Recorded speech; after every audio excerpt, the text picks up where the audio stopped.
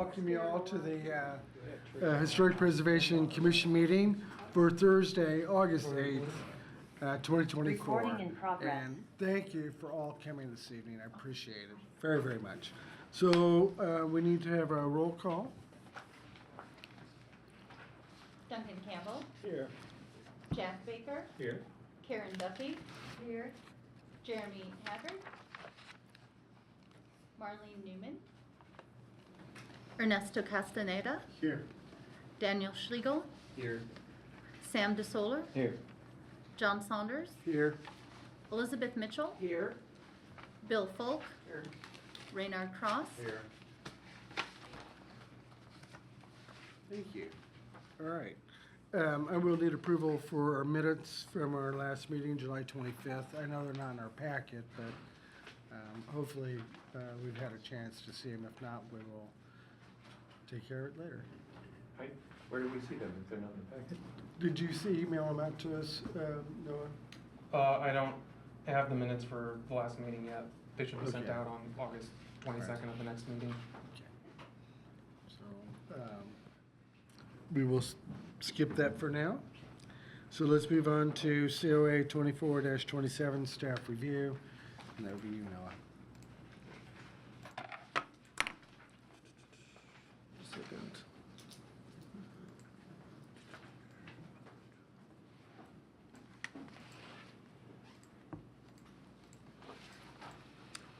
All right. Wait just a second. Oh, that's funny. I'm so sorry that is not in the PowerPoint, but our first agenda item, for what it's worth, this is staff review. It's I can pass this around. You should have it in your packet. This is from Karen Duffy in the Near West Side Historic District, addressed 723 West 9th Street. The applicant is applying to take down a large silver maple in the corner of her lot that has been visited by bluestone arborist, and the tree is hollowing out and in risk of coming down. And I issued my approval. The tree's not in great shape. It's also not in a street-facing yard. All right. Thank you very much.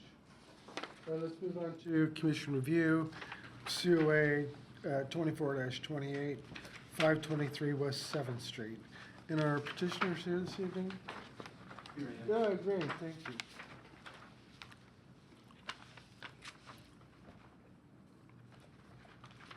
Just a second, I'm getting through all the supplementary.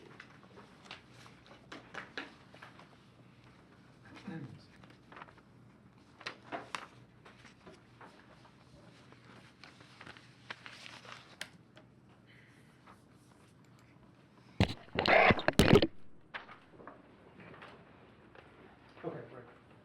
Oh, we'll be fine.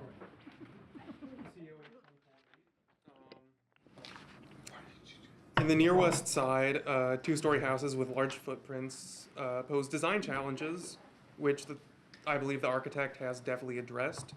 While taller than the house next door, the proposed construction also has a somewhat further setback from the street without being uncharacteristically distant. The attached two-car garage is differentiated from the attached mass on the alley side of the house by a side porch and a protruding bay on the south end of the garage. While two-story bungalows are somewhat unusual in the district, the area does include many craftsman-style houses, and the building proposed is stylistically consistent, with particular note to the porch, street-facing fenestration, and roof line.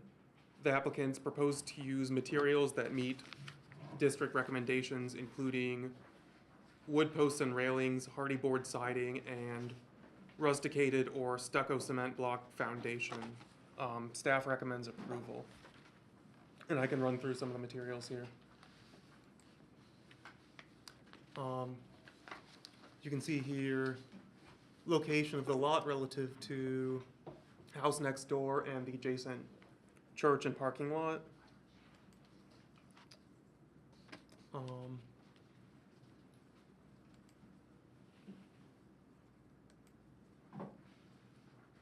I'm just gonna go through these quickly, and if you have questions, then that'll be coming up. So this is not from the alley side, this is from the east side, so next to the adjacent house. This is the alley side, western elevation.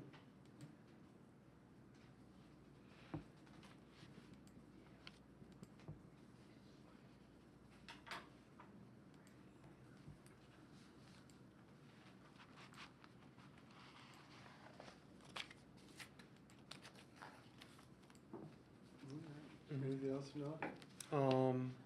That's all I have to say for now. Okay. If anybody has some questions. All right, let's move to questions. Jack, do you have questions? Yes, question I have, I'd ask commissioners if you ever run into a house that you think is just too large for the neighborhood, its massing or its square footage is too large compared to the houses nearby. The question with this, how many square feet is this house? So, main floor is 1,911 square feet. There's 482 square foot front porch. And then the garage is 669 square feet. I also should have mentioned, we received comment from the Neighborhood Design Review Committee, and they didn't express any objections to the design, but they had some questions about materials used. But they didn't have questions about it being oversized, too large for the lot or for the neighborhood. I didn't receive any. That was my only question. That was a concern of the commissioners. Thank you, Jack. I can clarify that if you want. Because I'm on the committee, and a number of people did think it was too large, but we don't have anything to say about that, at least in our guidelines. And as far as we know, if it's approved by planning, it's okay. And at least one member brought up the fact that there is the school nearby, there is the church, so there are a couple of other large buildings. It's not as, it might look differently than on a different street or a different corner. Thanks, Karen. Bill, questions? Elizabeth? I kind of have the same question you do about it. And you're saying that other people, the size of it to me, and I guess we have nothing to do with that, but even that's a church, of course it's bigger, a school. Are we talking about a house out of characteristic with the history of this neighborhood? I agree. That's my thing with that. It seems like it overshadows the neighborhood. I think it was Thank you, Elizabeth. Okay. Jeremy? My question's already been addressed, so.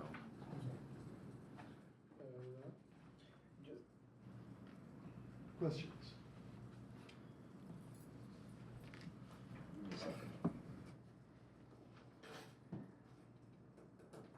Are you saying that the guidelines for the neighborhood do not address the size of the houses? They address The height. And the math. So what, I have the wording on mass here. The perceived total mass and site coverage of a new building should be consistent with surrounding buildings, and the massing of various parts of the new building should be characteristic for surrounding buildings. Part of my reasoning for my recommendation that this design is appropriate is because from the areas that are viewable from the public right-of-way, the massing of the attached garage is differentiated from the main house. So I felt that that created two sort of distinct blocks that sort of create the effect of a house that's somewhat large for the neighborhood attached to a fairly standard sized garage for the neighborhood. I having a difficulty understanding that it sounds like a distinction without a difference. I mean, the mass is the mass, and if you could throw up the page with the wording, go back, I think.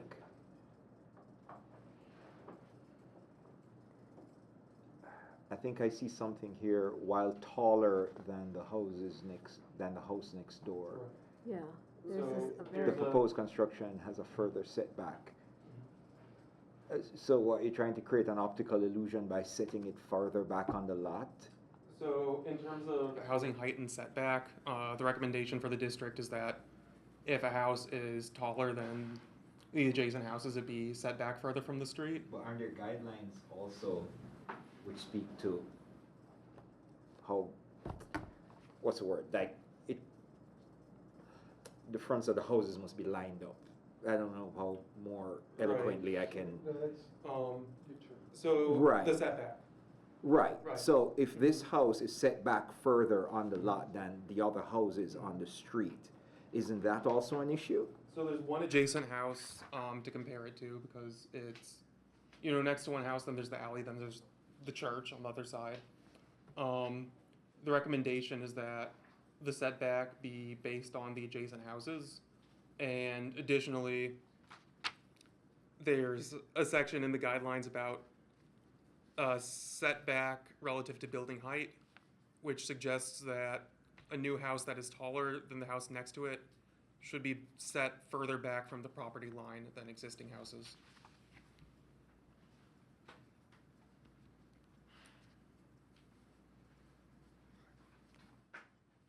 That's my last question. I'll save my comments for comments.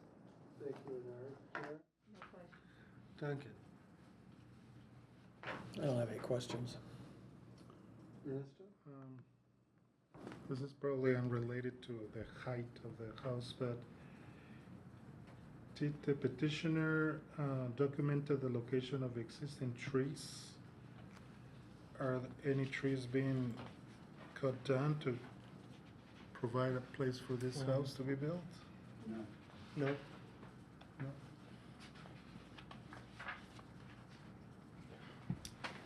That's it, John. I haven't got any questions at this point, so we'll move on. Oh, Sam, I'm sorry, you're over there. I've got some questions. I had difficulty reading in the packet any of the text on the petitioner's material, so I'd just like to go through the material.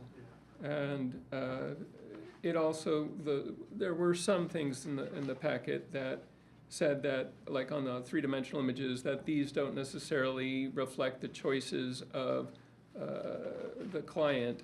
So you've got some kind of hardy board lap siding, and then there's some shingle on the gables. So I was wondering if I could ask the petitioner, or if it was in their application, which I did not see in the packet,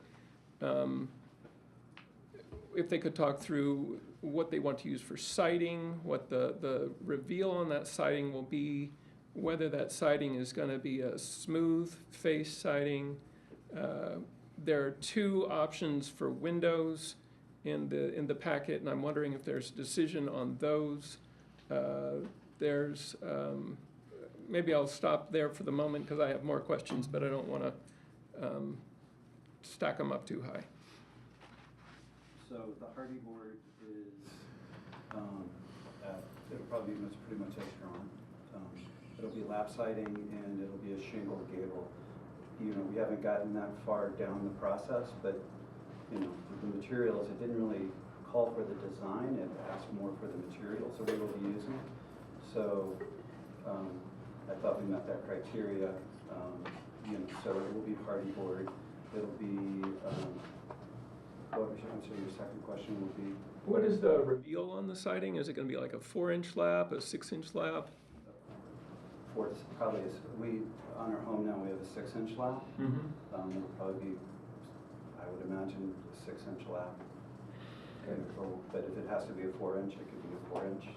Okay.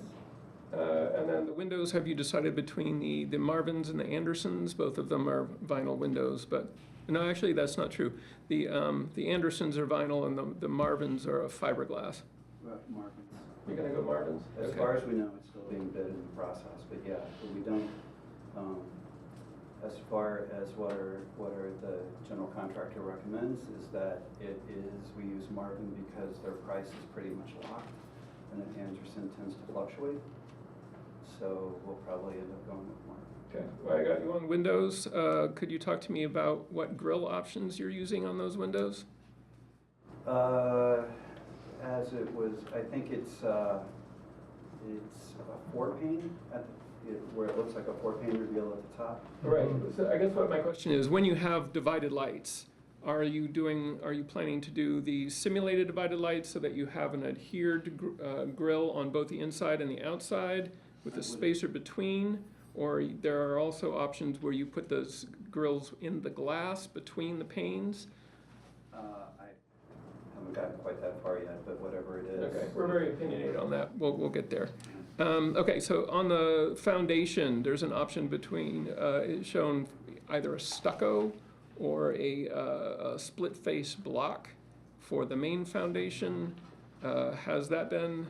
We've been discussing that. We're looking at a manufactured stone to go on that.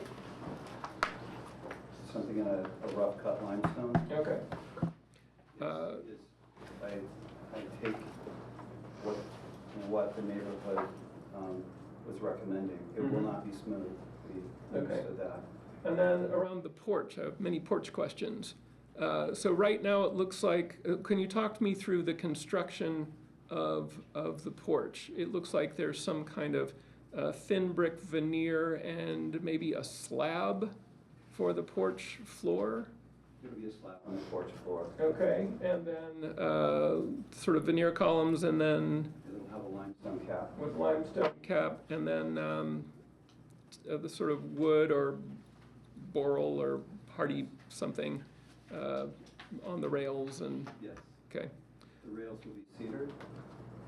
Okay. There'll be a wood Okay, of some sort. okay, Probably lean towards cedar for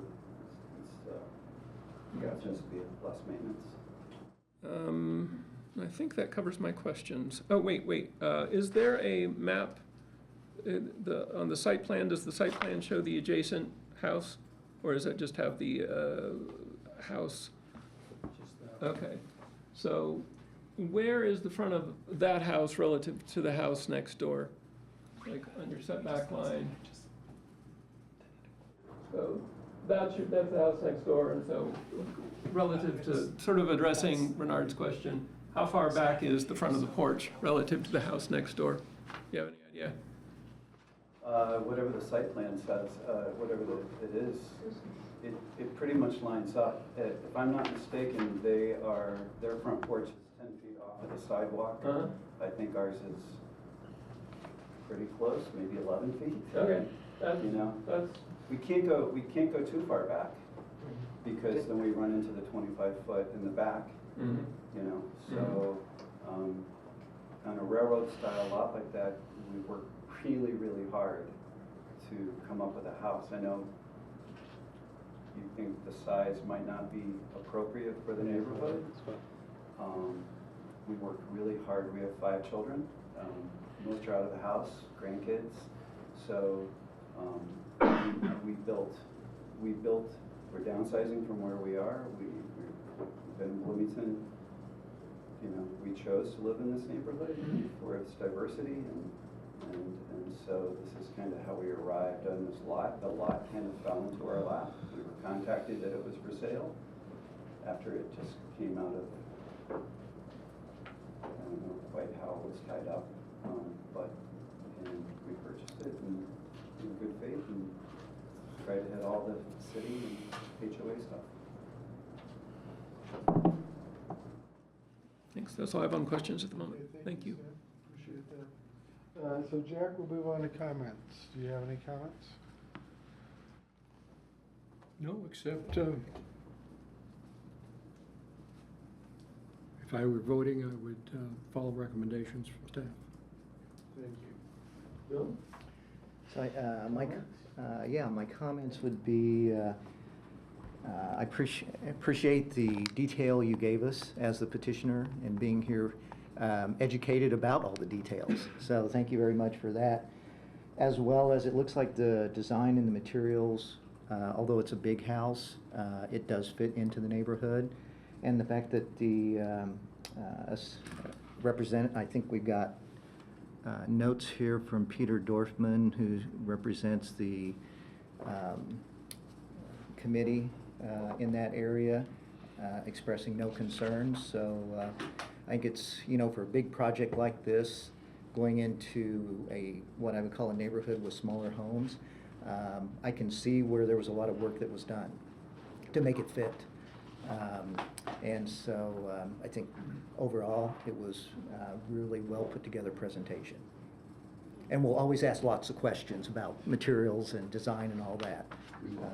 So. Elizabeth? No questions. Comments? No. Okay. Daniel?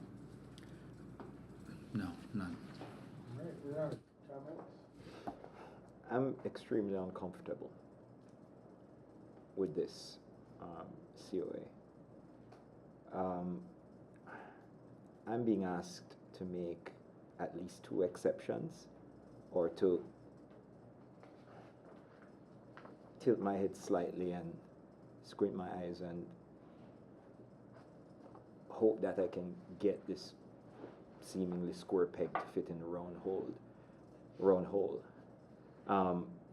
I asked a question about mass, and I'm being told, well, if you look at the building in 2 separate chunks, then really the mass really isn't an issue. But I don't know, maybe I'm not that sophisticated, but I don't see how you look at one building that is contiguous, and I'm expected to look at it in 2 different chunks, and somehow the mass is reduced.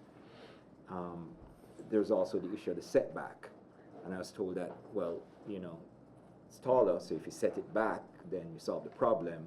But I'm hearing that the setback is only, 12 inches max? I'm hearing that, so this is what I heard, and I'm open to correction, but I'm hearing that the porch of the adjacent house is 10 feet off the sidewalk, and you can only get this one 11 feet off the sidewalk. So the setback, the differential between the neighboring house and this one is a foot. Mm-hmm. And is it that foot of additional setback solves the problem with the building being of a different height? Maybe I misheard, but the question was asked and it was answered, well, we're going to put you back by 11 feet. Is it 11 feet from the porch of the adjoining building, or is it 11 feet from the sidewalk? And if it's 11 feet from the sidewalk, it's only a foot behind the neighboring house, because there's the issue of the 25 foot that was brought up. So is that additional foot from the neighboring property going to solve the problem of it being taller than the neighboring buildings? That hasn't been explained sufficiently to me on how that 1 foot is going to solve the. I don't see it. What I see is someone trying to construct a house and seeking as much exception, to make something fit that probably shouldn't fit, and I'm uncomfortable. Can I answer those questions, Brett? Sure. So, by working with the city and working with Noah and his group, we've met several times. We've read through the guidelines multiple times. We could go back further by 3 feet. Then we wouldn't line up with the porch, which we were told that we should line up with the porch. We were told that we had to hit the 50% of the lot of permeable space. We are at 43%. So we met those guidelines. We met the height. We met the windows. We met every criteria that was put in front of us. We've answered every question. We're not trying to pull anything over or slide a square peg, round hole type of thing. We followed the guidelines to the letter in good faith, and we've worked with the city and we reached out to the neighborhood HOA to sit and talk. I'm there on that lot mowing once a week. For what it was and what it will be and what it is now since we purchased it, we feel that we've made a good faith effort to be part of the neighborhood. So as far as, you know, not trying to pull a fast one or anything, we're just abiding by the rules the best we can. If you took my comments to mean that I thought you were trying to pull a fast one, that's not what I meant. I think that's what you said. But anyway. No, Anyway. I'm not gonna quibble, the record is there. You said you worked with the city and you met the guidelines. But I see some guidelines here that I don't believe are met. There's an issue of mass and there's an issue of height. And I was told the guidelines allow for a setback to offset the issue with height. But I am not convinced yet that the 1 foot setback from the adjoining properties setback, the additional 1 foot, we're going 11 and the other one is 10. You know, I will accept that I'm not as knowledgeable in these things, and I would like somebody who's more knowledgeable than I am to explain how moving the building back a foot from the adjoining property somehow remedies the issue of it being larger or taller than the other buildings in the neighborhood. And if I receive something that I think is convincing, then I'll be satisfied. But I am not yet convinced that that is there. I'm also... Can I ask a real quick question? We have a planner in the room, and I just want to make sure that we and this HBC are not getting into the zoning. Like, so I don't know if you want to weigh in from a planning zoning. When you said you have been working with the city and you've had these meetings, are you talking about both planning meetings as well as? Both, yes. Yes. And so what I always, whether it's the HPC or any other board or commission, I give advice to, I want to make sure the HPC is staying in the HPC lane and the HPC is not getting into the zoning lane. And so I don't know if planners, if you, from the planning perspective, want to weigh in on any of this stuff related to setbacks and All I would mass. say is that my understanding is all of the setback distances are compliant with the UDO. Yep. There's a maximum impervious surface coverage standard which applies to this lot. It's less than the maximum. And those are not issues for the HPC to decide. Those are planning issues. Yes, if there are things particularly in the guidelines about within what's allowed by zoning, that the guidelines recommend certain ways that the building should be designed within those, then that's up for that's the HBC to determine, but it's within. So the small caveat, I personally haven't yet seen the demonstration that the neighboring house, 513 West 7th Street, is that right? Is that their porch is that the porch of this proposed house is farther back than that one. So I haven't yet seen that. It's not marked on the site plan as one of the commissioners noted. However, all indications and just looking at the aerial image seems to be that this has already been checked, and that this proposed house is farther back than that neighboring porch. If that's correct, and I have every reason to assume it is, then yes, it's compliant with the UDO setbacks as well. I just wanted to add that small caveat that I personally haven't verified the front setback, but all indications are it is compliant with the front setback. Can the petitioner address that issue about the setback if you had conversations about that? I'm sorry? Can you address that issue of the setback? You've had conversations with planning on the setback. And And we met with Katie, and that they went over our plans and we met the setback. Well, yeah, so then I was just, Yeah, yeah. Katie Gandhi, one of my colleagues, if she said it was okay, I would trust her judgment on that. Right. So we're following it. The other thing with the HOA, well, in the neighborhood, addressing that, the height and the mass and the width, as long as if you look at the other houses on the block, we just went on the block. So you have the school, we'll take that off the table, take the church, take that off the table. On the corner, there's a large, on this corner, 7th and Rogers, there's a large house that's taller than what we're building. If you go back on the other corner, there's several large square, I don't know what you call that design. So, by building the bungalow style versus building the, we felt that it would fit better into the plans. So. I just want to make sure that the HBC is considering the things the HBC can consider and not doing things that the Plan Commission or Planning Department has already done. And my concern has nothing to do with planning. My concern has to do with, and I will limit it to my understanding. And I do accept that my understanding might be different from the understanding of others, which is why I'm asking for clarification. There are 3 issues: mass, height, setback. Right? So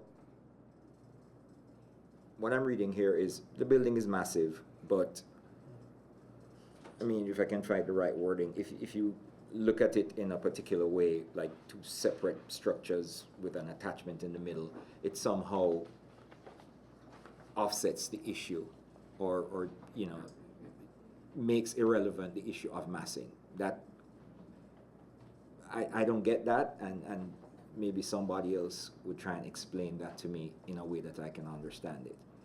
However, the issue that I'm talking about is with regards to the guidelines. And the guidelines require that buildings be of similar height. It is mentioned here that this building is tall. It has nothing to do with planning or zoning. This building is taller. Now, how I understood that this matter of the building being taller was going to be dealt with was that it was going to be set back further on the lot. Again, I would like to understand how pushing it further back on the lot offsets the concern about height. Okay, maybe it does, but then you now have the setback issue, which you've now created by setting back the building to address the height issue. And now the building is set back more so on the lot than the other buildings on the street. So by trying to solve one problem, in my mind, you've created another. So by solving the height issue by putting it back, you've now created an issue with the setback. And that's separate and apart from the mass issue. I would like somebody who knows more about these things than I, because on the face of it, I see 3 problems here with this building, and I do not understand how it is that this recommendation complies with what I see with 3 issues based on the guidelines. And that's all I'm asking. And if I get a convincing response, I will vote in favor for it. Okay, well, So, to address those 3 issues, height, there's nothing in the rules saying that a new construction cannot be taller than other buildings on the on the block. There's a maximum of 30 feet and 2-story height in this part of the district. The design meets that. With setback, there is this odd relationship in the guidelines between, height and setback, where it's recommended that adjacent buildings be taken into account when you're coming up with a setback, that, setback be harmonious with that.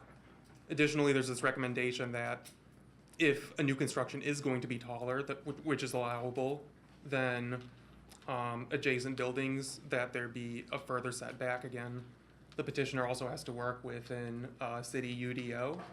So, there is a window that they have to fit within there.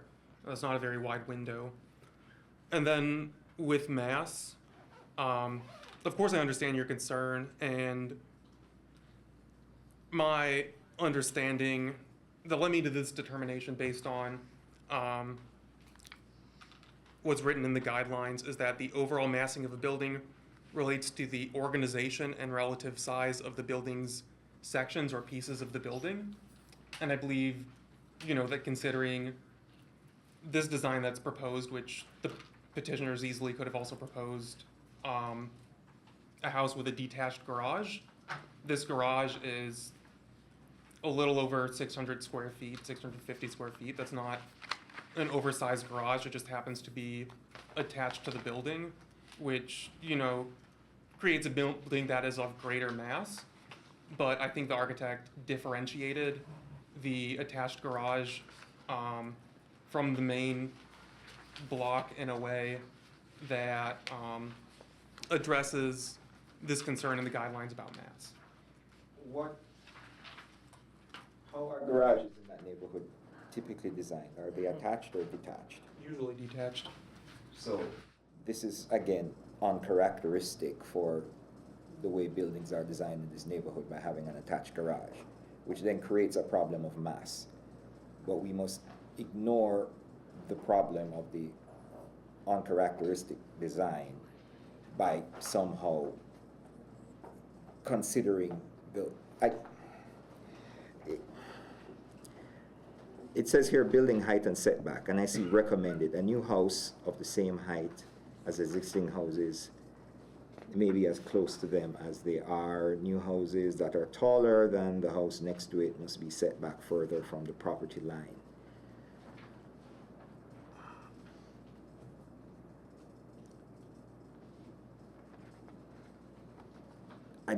I'm still not satisfied with this, because you just said that there's nothing in the regulation which says that a new house can't be taller.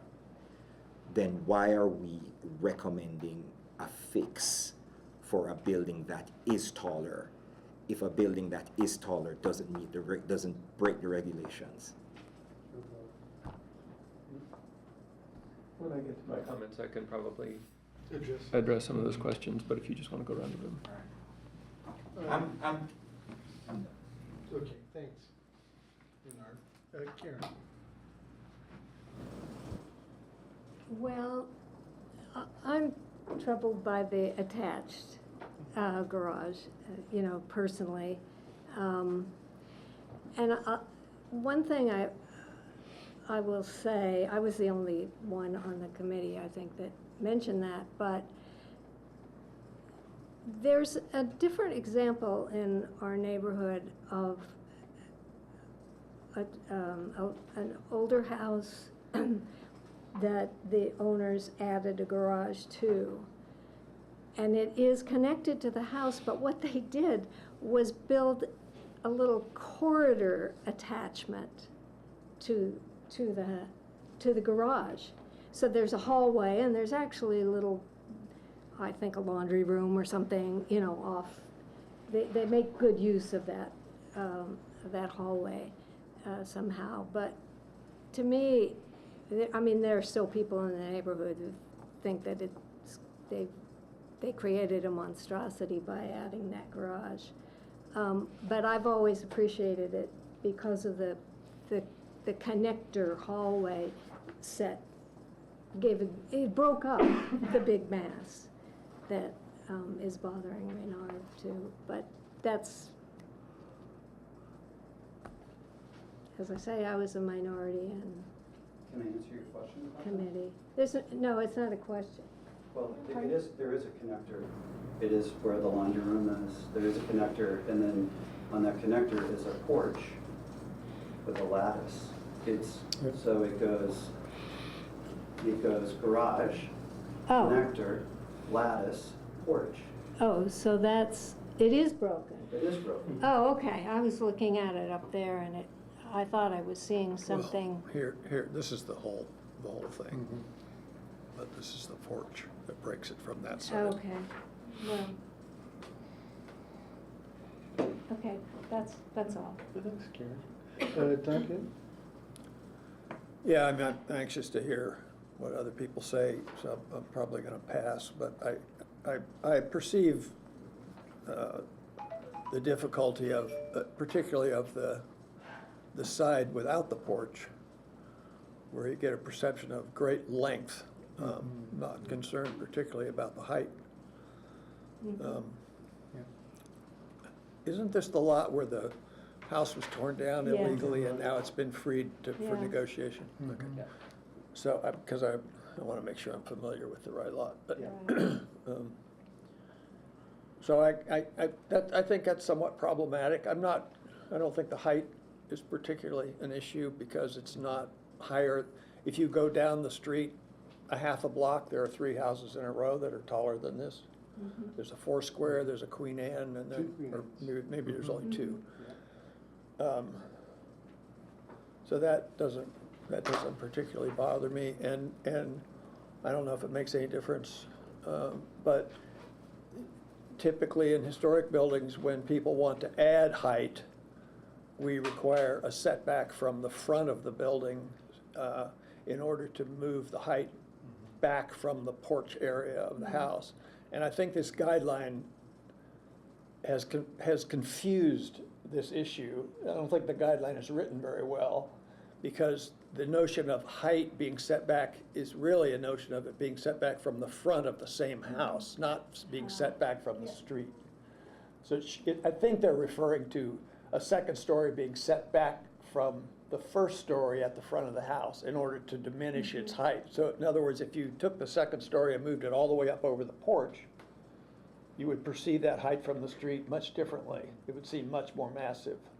So, so that's kind of a rule of thumb for additions, is to move the second story, and then if there's a third story, set it back. And it all relates to, ironically, New York City, where they started building skyscrapers so high that they were shading out and crowding out the buildings adjacent. So they started requiring levels of setback in order to allow light and air into the streets.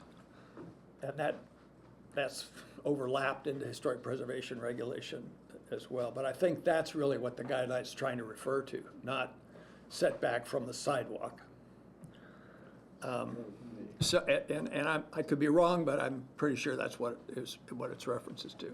On the other side, and I understand what Noah's saying about how the porch breaks up that massing somewhat, I agree with him, but on the other side, there is no such break. And that's where you get that real shoebox look. And there's very little fenestration alteration that would break it up. It's plain, and there you go. Yeah. It's plain, and it's, the fenestration is, you know, I'm sure it's fulfilling the requirements of the interior, but it's not doing a lot for the outside. And that creates a very massive feel. It looks like you've parked a locomotive in the back of the house. You know, it's just long and low. So I don't like that very well. Is that seen from the road frontage? No, that is, so it's on a corner lot. Right, this is facing the house next door. This is what you would see from the side alley. As you drive down the street. Right. Right, so one of the things that HBC really does focus on is when you're looking at the character, I think, and, you know, Duncan, you can speak to this, but it's what do, you know, other things we've talked about, like what do you see as you're driving by? What do you see from the streetscape? The public way, and an alley is a public way. So it's difficult when you have a lot that is this exposed. The interpretation can be quite different from that. And it is always an interpretation, it's not a rule. Right, yeah. And to speak to the mass, and you know, it does say the overall massing of a building relates to the organization and the relative size of the building sections or pieces of a building. Right, so to your point, you know, sort of that you know, this side has a little bit more sort of interest in, breaks the mass up because of the sort of building sections and the pieces.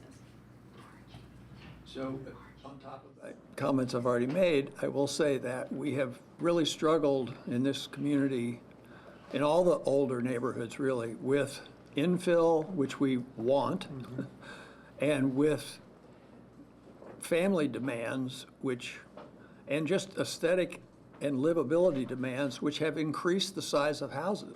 And, you know, do we need all that space? Probably not. You know, got a family with 5 children, he probably does. But we're building bigger and bigger houses every place, and we've struggled with it in this neighborhood when there are ADUs, when they're adding attached garages, when we're trying to bring it all under one roof. There are several examples across this neighborhood where the houses, the additions have made the houses bigger than the adjacent houses. And I think that's going to continue to be an issue all along. One of the difficulties here is that this house is so exposed because it's next to a big parking lot. So the public view for this house is much larger than. On the other hand, I think the church and the size of the school across the street ameliorate or mitigate the size of the house. And I think I can understand it visually going down that street. I own a house on that street. I'm there all the time. I can see how this would work better on this lot than it would on just about any lot along 7th Street. So that, I think, speaks in favor of it. I would like to see some improvement on the other elevation. I just think it could be done better. It exaggerates the length of the house.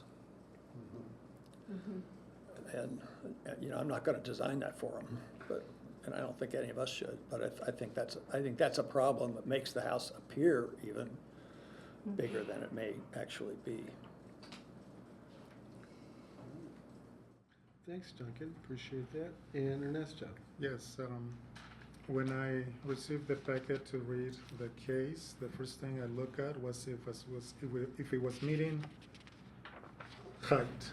Because immediately I saw, oh, this looks a little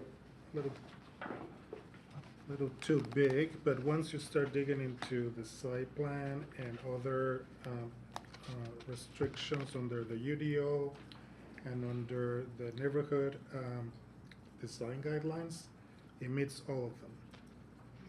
I was more concerned about the envelope of the house itself, and I think in part Sam addressed those, so I think it's going into the right direction.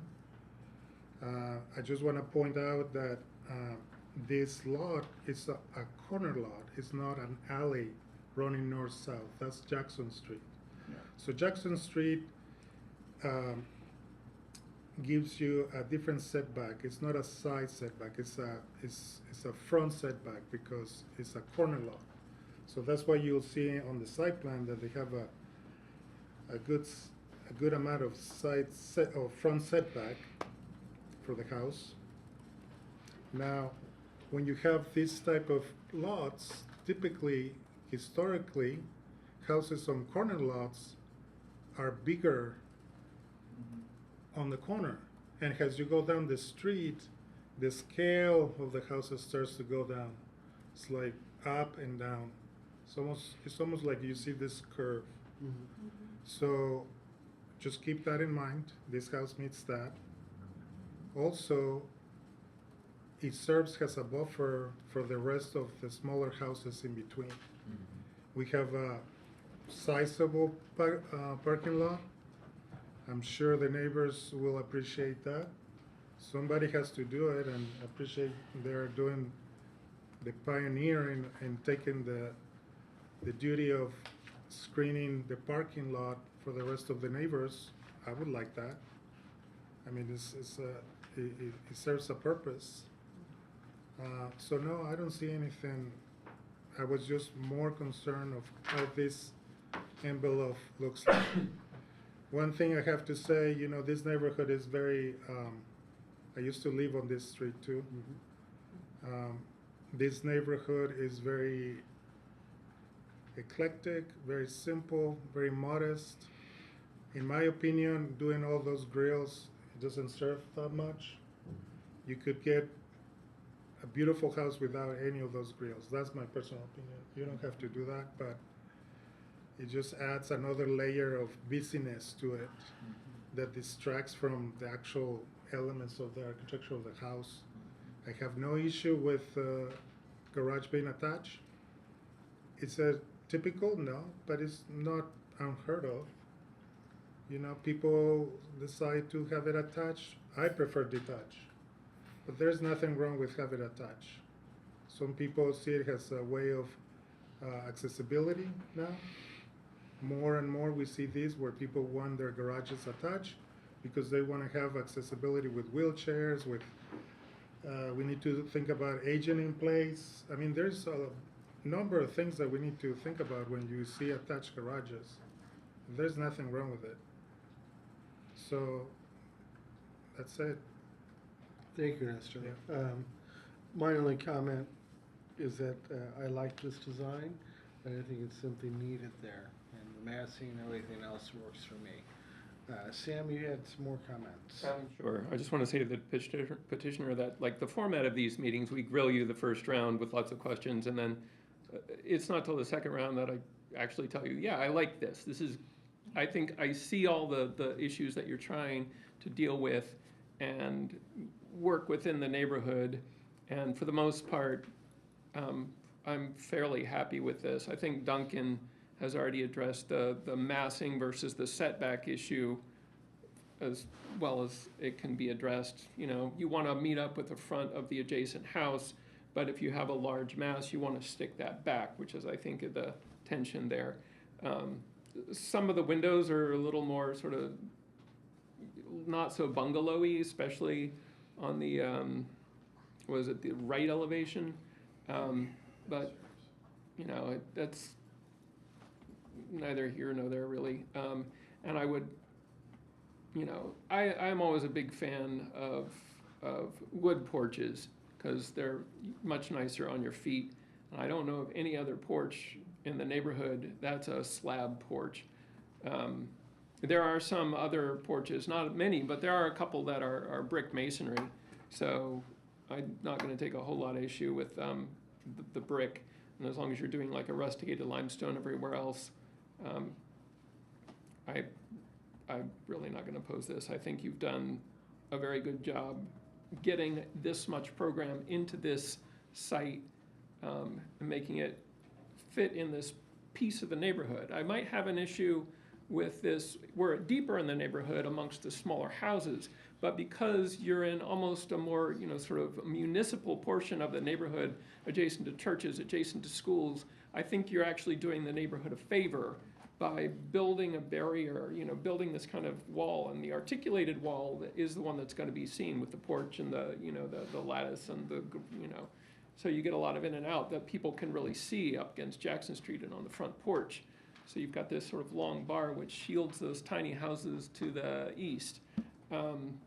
If it were deeper in the neighborhood, you know, I don't think this would be as appropriate, but because it's where it is among bigger buildings, I think this actually works fairly well. So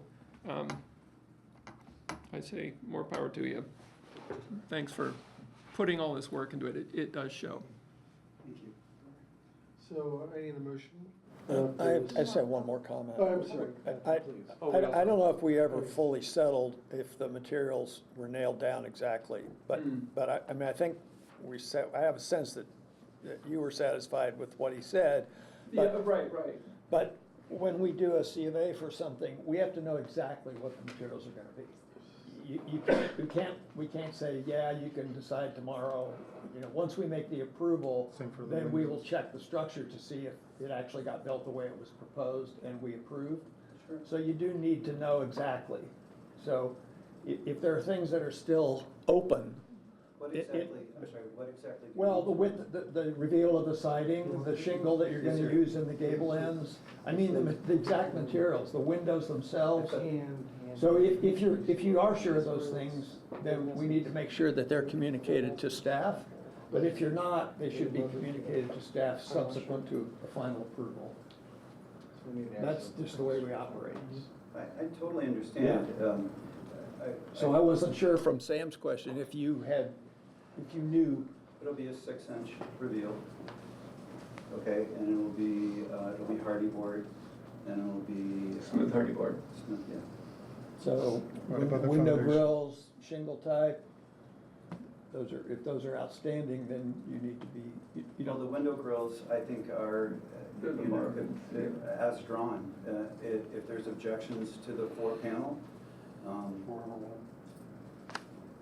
don't. Yeah. as drawn. Okay. Yeah. What about the foundation? How's that gonna be addressed? Is this Just a So veneer? what I've heard is a rusticated limestone veneer along everything except for the front porch, which is a brick veneer. That's what I'm getting from you in the drawings, is that fair? Correct, correct, yes. There, Or we could use. You can just say correct and stop there. And then if somebody, yeah. Look, you know, there's a lot of hurdles that we have cleared. We put hours and tens of thousands of dollars in trying to make this fit, and we're doing really the best we can. It's a little disheartening to sit and listen to things like massive and locomotive and things like that. That hurts, I'm telling you, because if we're gonna live in a neighborhood, and you guys are gonna be our neighbors, so you're asking me questions, and I'm saying as drawn, okay, that'll work. We'll put brick on the front, a brick veneer on the front, and we'll put a rusticated limestone on the rest of the porch, right? So you're asking me questions, and I'm doing the best I can to answer. But just know that if we're all going to be neighbors here, that some of the words that you're using aren't really neighborly. Look, we're not your neighbors. We're here to evaluate and regulate Absolutely. additions into neighborhoods. None of us are your neighbors. We're design criticizers. That's our Okay. job. We're doing it. We're not, it's not personal. All I'm asking you about the materials is, and here's your alternate possibility. Mhm. If there are changes, you need to bring them back to us for approval. Absolutely. So if you and your Realize. design people rethink any of it after the approval goes through, you're perfectly welcome to come back and have those approved, but they need to be approved so that we know Totally understand. what's gonna be built. But all I'm saying is that there's better ways, possibly, and I know your design, and I've been through this process before in other cities, and it always kind of comes down to this adversarial role. It's, you know, we're just trying to build a house that fits into your neighborhood by those guidelines. Yeah. We've done the best we can. We've spent tens of thousands of dollars on designs and trying to get this to fit. So, and we followed the guidelines, and in my opinion, and I think working with Noah and working with the city, that we have met those guidelines to the best of our ability. Now, if the guidelines come into question, I'm sorry, I can't fix that. But the house that's drawn, that we will follow those guidelines. Thank you. If anything changes, we'll make sure that we come back to the commission. Thank you. Thank you very much. Okay. Leonard, did you have another comment? Yeah, and kind of following on to what Duncan said, in a slightly different direction. You know, Duncan is an architect, and he's, you know, very learned on design and that sort of thing. My real concern is somewhat in a policy direction. The zoning and the other issues are separate from the HPC issue. And I think a lot of time these things get conflated. I'm getting the sense that when the petitioner says, you know, he follows the guidelines, he's talking primarily about the zoning and the other, and not these. These are also another set of relevant guidelines that need to be followed, right? Now, Duncan also made the point that these guidelines may not be very well written. And I accept that as true.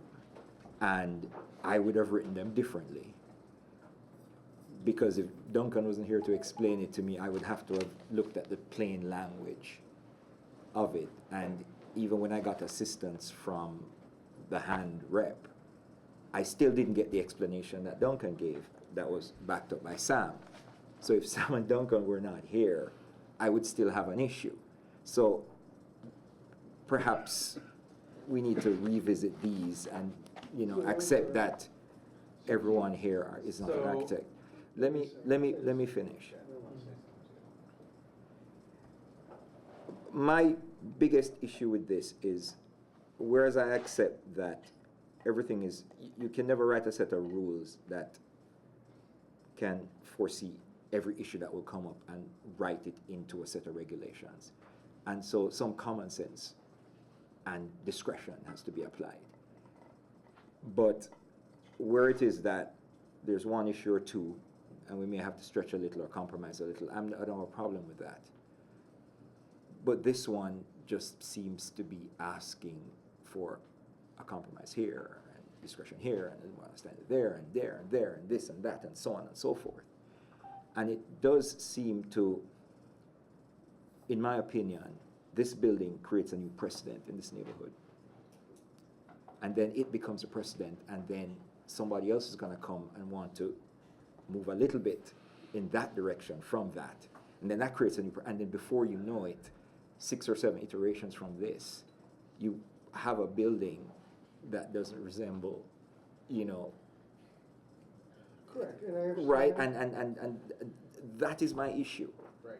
I'm trying to say how far from what is almost like a core example of the style of house that's in a neighborhood are we going to deviate from?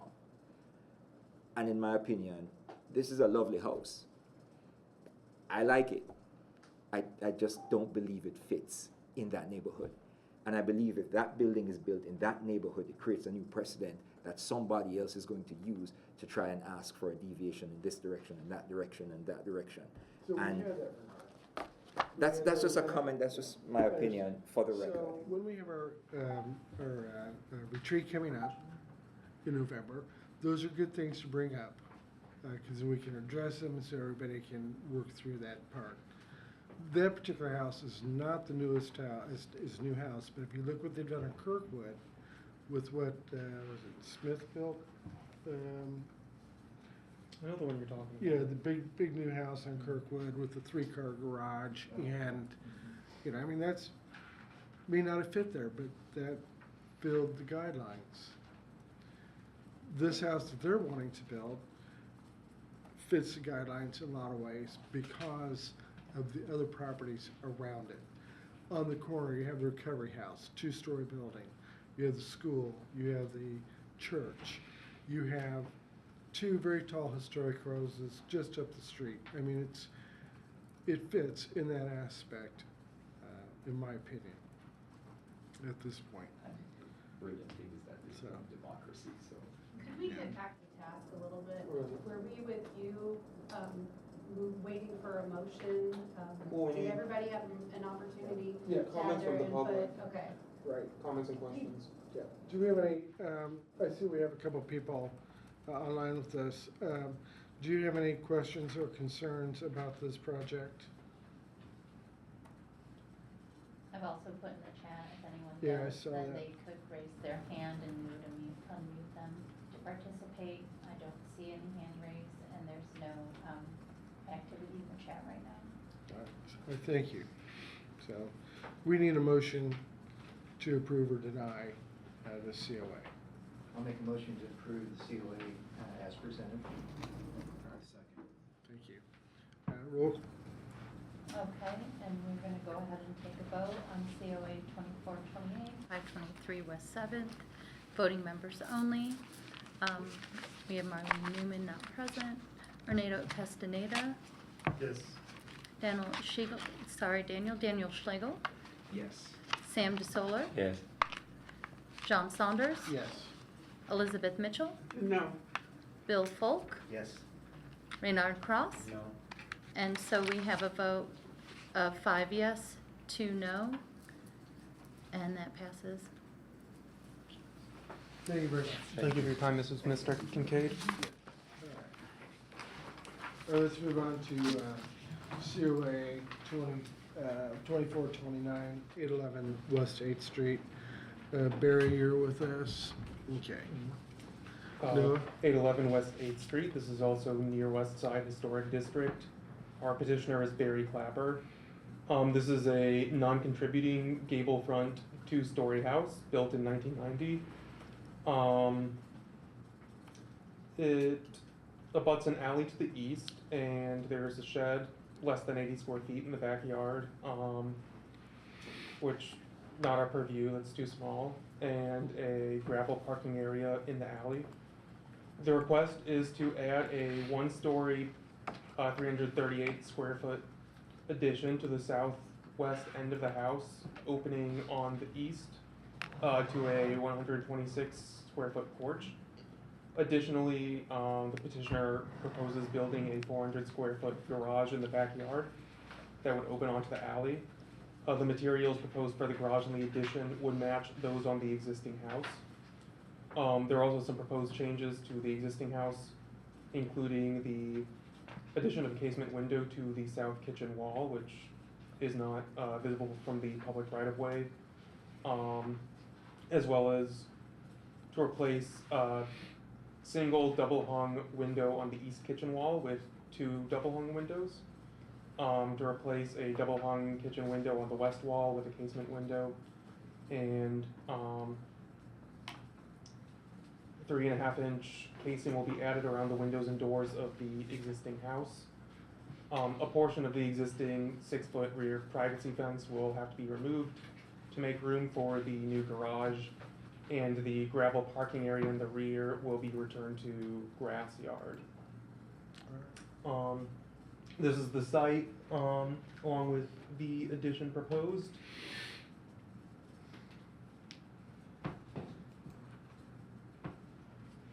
View from the street. View from the alley. And the garage.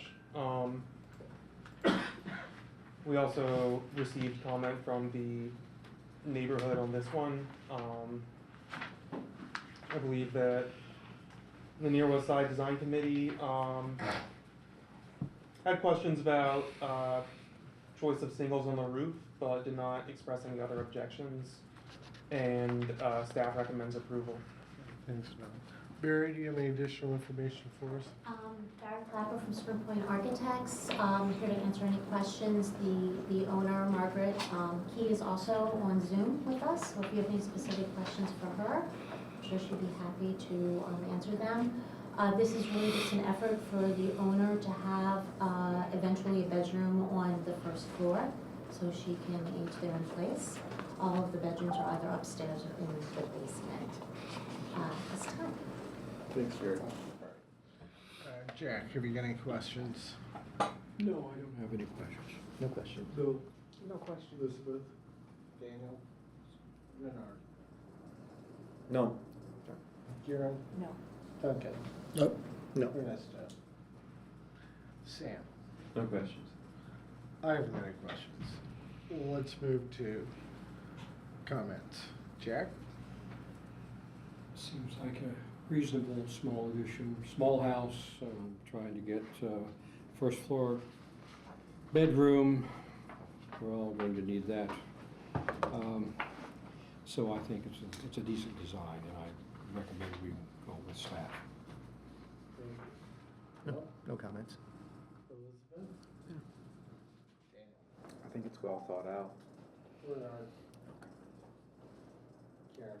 No additional comments, it works for me. I think it's fine. Oh, Duncan. Oh, sorry. Ernesto? I think this is great. I think this promotes aging in place, close to downtown, etc. I think this is great. All right. And Sam? No additional comments, thank you. And I actually agree with my commissioners, and I don't have any additional comments. I think it's a great plan. Thank you, Barry. All right, so we need a motion to approve. So moved. Second. Okay, we'll take a vote. And also Margaret Key is unmuted as well. So on COA 24-9, 811 West 8th, Ernesto Castaneda, Yes. Daniel Schlegel, Yes. Sam DeSola, Yes. John Saunders, Yes. Elizabeth Mitchell, Yes. Bill Folk, Yes. Raynard Cross, Yes. and that passes with 7 votes, 0 no's. Thank you very much. Thank you, Barry. Thank you, Mrs. Key, being with us. All right, now we move on to demolition delay, and I'll turn that over to Noah right now at this point. For demolition delays, nothing new. We have the 5 houses on North Jefferson Street. These are 2201 East 7th Street,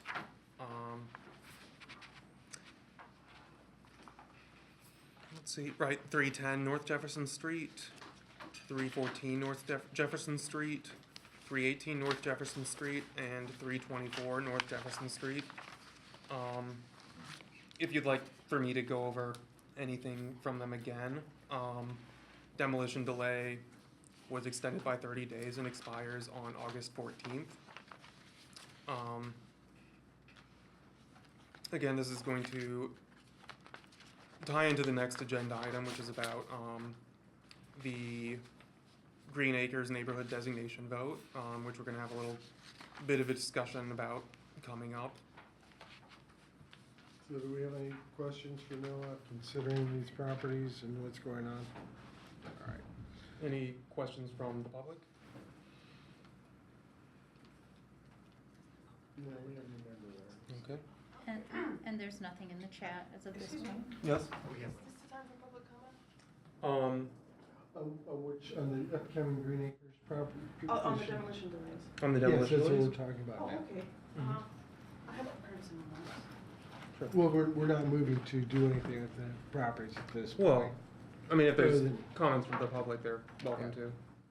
Right. Is this the time? Well, would you like to speak about these houses specifically, Yes. or about the proposal for a district? The district is the next meeting, right? Right, but But this is discussion. I just added an agenda item at the end to discuss, They're the upcoming meeting. closely connected, but Sure. I do have. I guess, kind of splitting hairs, but whichever you think would be more appropriate. Well, I prepared for the buildings. I didn't have. Okay, if you'd like to speak about the buildings, then you're welcome to. Okay. My name is Sarah Alexander, and I am in favor of releasing the demolition delays for the following reasons. First, there's a housing shortage in Bloomington. Every place in the Bloomington city limits could stand as a general rule to be denser, but especially these places close to center activity as I use. And as I understand it, the reason they want these buildings demolished is so that they can put in low-density student housing, which. Well, we don't have a specific plan yet from the petitioners. Yes. I can't imagine, I don't think it's zoned for one big house, and so that's really the only thing that I would be in objection to is one big house. And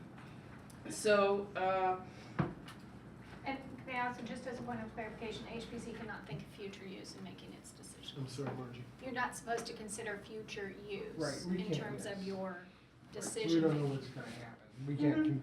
We can't take that into consideration. Well, in any event, I think that these 5 houses, they're very low density. There's 6 lots there. There's like one house an acre. It's very low density, and the houses. This is sort of running my speech off the rails. But basically, it's an ideal location for more development, more dense development because it's next to IU, and I feel like the more people who live there, the less time we spend commuting, the more taxes there are, and the less the roads get driven on. I think that's very important.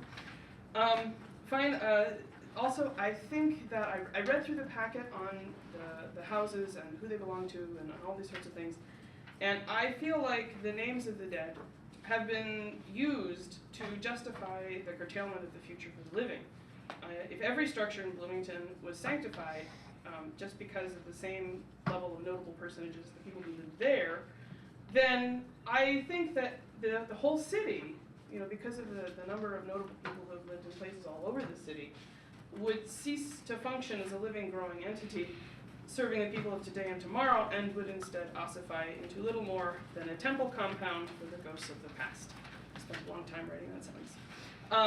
And finally, this area just isn't zoned for the things that people think are frightened of. I think people are frightened of things like the Kmart development, and that's not a possibility for this location. And so they can knock down all of those houses, and there is no, as far as I understand, no possibility that anything as large as that would go in there. So I think that any objection to the demolishing of these houses is based on a fear that's unfounded and misplaced. So for all of those reasons, I would support the release of the demolition delay on these houses. That's all. Thank you very much. Right now, you want to go on to the next section, Well, there has to be a vote. to continue the delay. Well, if that's your motion. Because it's an agenda item, so we Right. need to make a motion to extend it till Okay. next week. The motion's made, second. Second. Didn't Bill make the motion? Okay. Yeah, The motion to continue. Yes. and address it in the next meeting. Right. Okay, and that was the second from you, John? Yes. Okay, thank you. All right, so we're gonna go ahead and vote on the motion on the table, which is to continue discussion to the next meeting. We'll have voting members only. We've got, excuse me. Marlene Newman is not here. Ernesto Castaneda. Yes. Daniel Schlegel. Yes. Sam DeSoler. Yes. John Saunders. Yes. Elizabeth Mitchell. Yes. Bill Folk. Yes. Reynard Cross. Yes. And that would be a vote 7-0 to move discussion, continue discussion to next meeting. Okay, now, we're up to the Green Acres Conservation District vote discussion. And we've done part of that, because we're moving on to the next section next week, on Monday. Right. So, because it's a special session, I just want to go over, there's one agenda item that's going to be the vote on designation. I'm gonna handle it the way that we handle regular petitions, where there will be an opportunity for the petitioner to present. Then I'll discuss my staff recommendation. I'm gonna get to this in a second. I've received a number of comments. So some of these comments are from people who I don't know whether they're going to be there in person, but I will send them out to the commission because I received letters addressed to commissioners. Then there'll be opportunities for questions and comments, and then the vote will take place. A note about the room. I had initially reserved the city council chambers. It was gonna be great. There was an issue where, I don't know, somebody hit their mouse and deleted an item that was on the city calendar already for 5:30. That was another regularly planned, I believe, commission meeting in city council chambers at that time. So I got the next largest room that I could find, which is the Hooker Conference Room on the second floor. It's pretty far from ideal, and I apologize about that. There will be a Zoom meeting, so people can attend on Zoom as well. And, the city sent out letters to property owners, so we're still receiving some responses, which will be included at that upcoming meeting. The responses we've received so far include the petition submitted by the petitioners, which, if I'm telling this correct, which I should, has 73 signatures, 25 of which are from renters in the neighborhood, 48 are from homeowners. This represents 59 households, 38 of which are owner-occupied. Additionally, this is no longer current. I've received 2 emails from residents and one from, actually, at this point, 4 from other property owners expressing their objection to the proposed conservation district, as well as a U report I received, which is attached in this packet addressed to the commission. I also received 2 letters of objection earlier this week. One representing the owner of 10 properties, the other representing the owner of 1 property. Those are on board right now, and I will send them to the commissioners along with additional comments I received by the end of the week. We have an online question. Yeah. Wendy, are you there? Hello? She's mute. I asked her to unmute. I'm here. Can you hear me? We can hear you. Yes.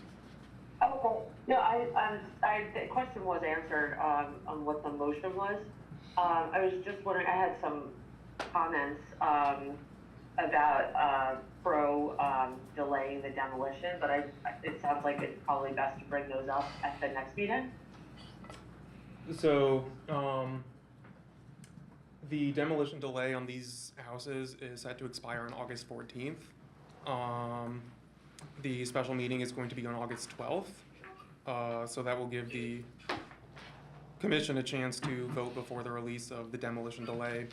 And I had some trouble hearing that. I'll let her know So, I'm there's sorry, some so, background noise. so with the, is there gonna be a Zoom link for the meeting on August 12th? There is. I can put it in the chat. Mm-hmm. Okay. Yeah, we can put that in the chat. Mm-hmm.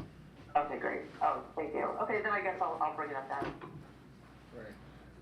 Kayla Marshall, did you have a question or comment? Need to unmute him. Yeah, thank you. Oh, I can. Yeah, I was just putting that in the chat. There we go. Can you hear me? Yes, we can hear you. Yeah, this is Kalen Evans with Bloom Design Build. I've been emailed Noah a little earlier today. I've actually got, there are 3 property owners within the proposed district that have asked me to represent their interests in the conservation district matter. Those owners are Joe Kemp Construction LLC, who's an owner at 117 South Clark Street, the Saltbox Group, who is the property owner at 25 East 7th Street, and Kenneth Titus, who is a property owner at 416 North Jefferson Street.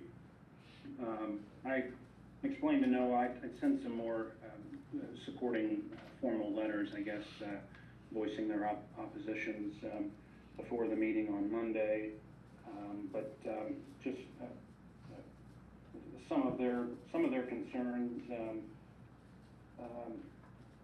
I guess chiefly has been why the commission is rushing to a vote on the first meeting. My understanding, I think Noah, maybe you can explain for sure, but I think once the petition for this conservation district is received, there's 90 days for the commission to consider that petition before a vote. Is that correct? I believe so. The demo No, delay. wait. Sorry, there's 90 days for the demolition delay. That can be extended by a maximum of 30 days, which this one was. And there's a deadline for submissions for agenda items that is 14 days before a meeting. Okay, yeah, I guess I'm just, in the municipal code, 8.08.010, that the commission shall determine its recommendation to the council within 90 days of receipt of a petition. So the petition has been received just a little over a week ago, and the agenda has already been set. It seems to suggest that without question there is a vote that is going to be put forth on this matter next Monday, when the petition has been received but it hasn't even been heard yet. What is the urgency of an immediate vote up or down on this district? We haven't even had any dialogue, any diving into the petition at this point. He may be confusing the demo delay with the neighborhood vote. Oh, okay. Yes, he is. Thank you, Pete. So the vote on the historic, or the Green Acres vote is a discussion, not necessarily going to be a final vote. As I understand it, you guys are going though to vote on the demo delay on the 12th. No, the vote on the 12th is about the petition. But Moving the petition on to city council to make that a conservation district. I understand, but didn't you also and Anna, didn't you also say that the matter you continued, The demolition delays you'd continued Mhm. that Yeah. to the 12th? to the 12th. And you're yes. gonna vote on that on the Because- 12th? Because that will expire on Yes. the 14th and be Yes. automatically released. Right. So that's what's forcing the action in such speedy fashion Yes. on this topic is because of that release ending on the 14th of August. Right. So that is forcing a vote on the 12th or 13th. 12.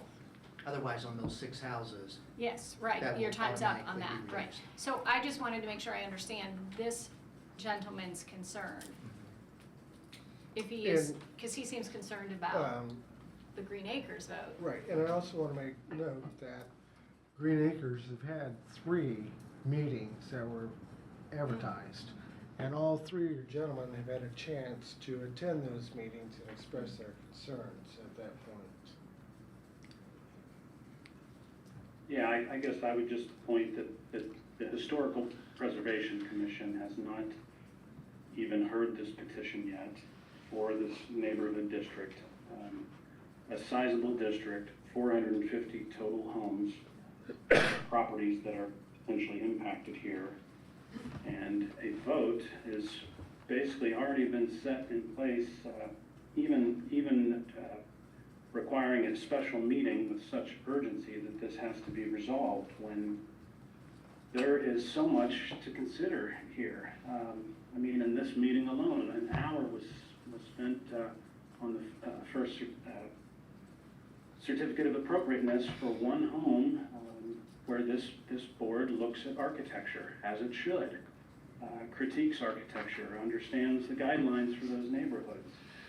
It's thorough, it's comprehensive, there's a lot to unpack. We have 450 homes here in this neighborhood that this body seems already convinced is ready to be voted on. The petition actually hasn't even been heard yet. It just, to me, is troubling that, what is I think clear is that the historic district vote is being used as a means to block these 5 homes demo delays that have been on the table for almost 120 days now. And once again, they have just been continued without basically pushing them off to try to get this district passed so that these demo delays cannot go through. Just a few months ago, the Graduate Hotel brought a petition, argued it very, very comprehensively, begging this body to designate that property as historic, to protect it. Sure, there was another veiled trick there. They were trying to get their liquor license through, but they made a case asking to be historic and would have been protected there in perpetuity. And they were derided for bringing that petition. It was offensive, insulting, disingenuous. The body, those are words from this very body. I just think that the scale of this neighborhood vote is 100 times the scale of that property, just as one example. And rushing to a vote as a means to block 5 demo delays is much more disingenuous, much more offensive, and much more insulting.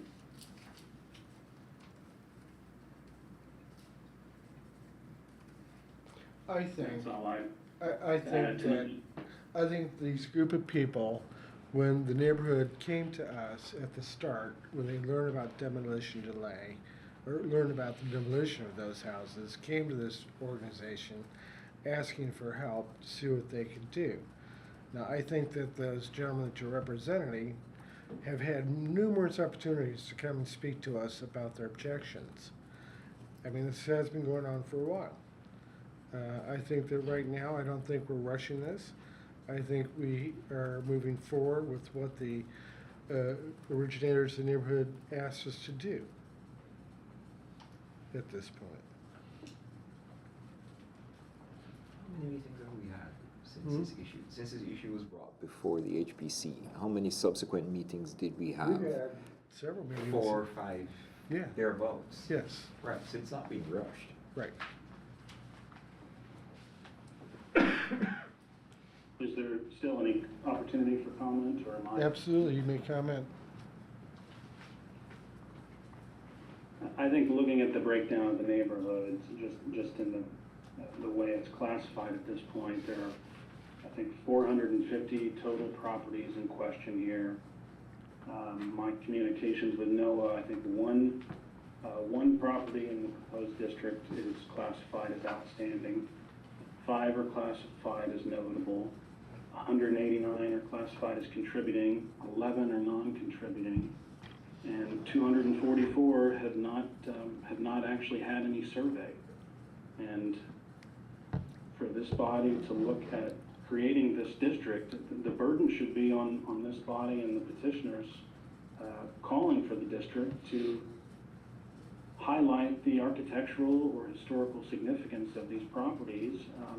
The majority of the homes here haven't even been surveyed. There hasn't been one image I haven't seen one image other than I think there's 19 homes in the Conservation District's petition that are highlighted. So 19 out of 450, there's some, I think, one photo maybe of each. Where is the scrutiny? You guys are the design criticizer. Show me where is the discussion about what is architecturally significant about the 450 homes here, if only less than half of them have even been classified in a survey yet. We're drawing a circle around 450 homes regarding their architectural significance, and there hasn't been any scrutiny. There hasn't been any criticism, good or what makes these homes historic. When they did the chart. So I spoke with the person who conducted the survey. This was a survey that was commissioned by the city and carried out by Bloomington Restorations, Inc. in 2018. I wanted to make sure that I was clear on that. Among the contributing houses, as I understood from Steve Wyatt, who conducted the survey, he had picked out essentially a representation of houses that he considered contributing or potentially contributing from, the post-war period, sort of as an indication of what's there. So, we don't have complete information on the entirety of the district. A lot of this is going to be based on, the evidence that we have, drive through, the history of the neighborhood. So, that's an important thing to consider. What is demonstrated by the survey that we have and, speaking with the person who conducted it. I also spoke with several people who have, been in a couple of my predecessors who have had this, position previously, to check with them their opinions. Both of them believe that the district may be eligible. So it's not one that, has been brought to the commission before. It's not an area that's been intensively studied. I think that's something that Duncan brought up at an earlier meeting. But, it's one that we've had some time to consider. And on the meeting on Monday, these topics are going to come up again. We're going to have a reading of the application. So, all reasonable points to consider. And, there has been thought going into this. Yeah, I guess I just, lastly, just point back to that a vote does not need to be taken on Monday. A vote needs to be taken and approved to recommend it to City Council if the intention is to block these 5 demo delays. The demo delays could expire. This vote could be held off. The code gives the commission 90 days to consider this petition before voting on to recommend it to City Council. This is a 450 properties, a large section of the city, and I'm sorry, but to already have decided that the vote will be taken before the petition has even been brought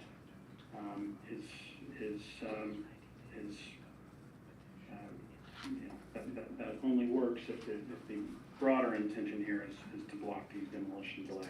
The neighborhood vote, the consideration of this district, you know, maybe some discussion about even what the guidelines may start to look like for this neighborhood before there's a rush to recommend it. It deserves thoughtful, careful consideration, as typically this body gives to any petition. I mean, like I said, a single family here, we had an hour discussion that, you know, that homeowner has spent tens of thousands of dollars and back and forth modifying plans for a COA.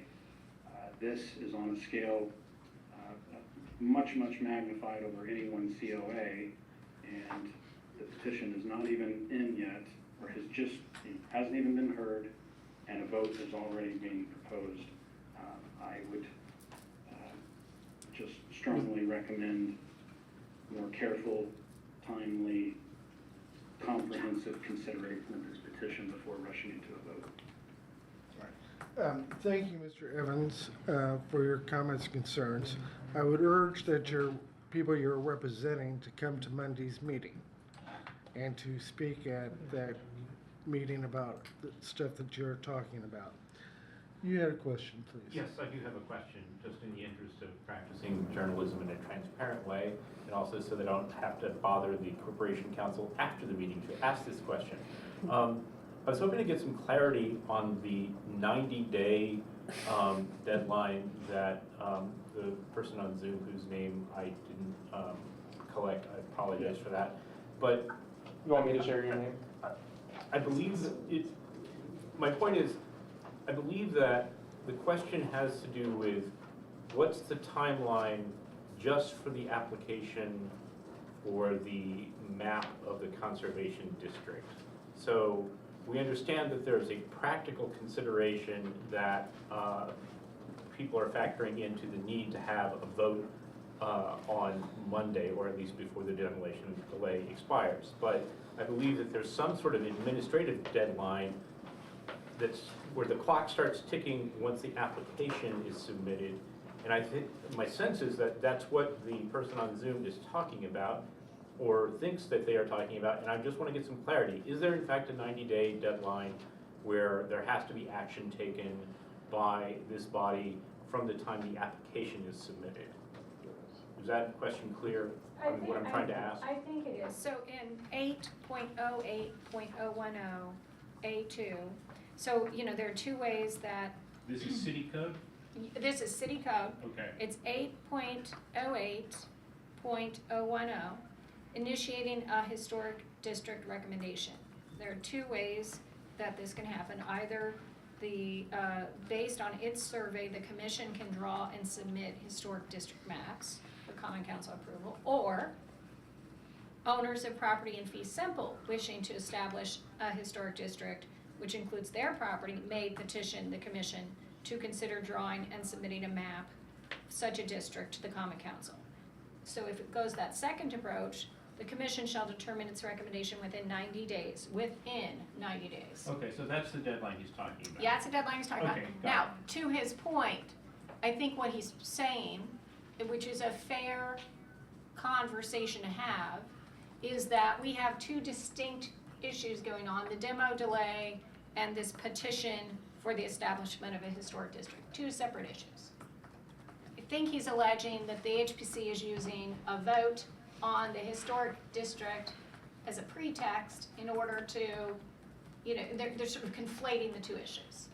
And both issues, they're separate issues, should be decided separately on the merits of each issue.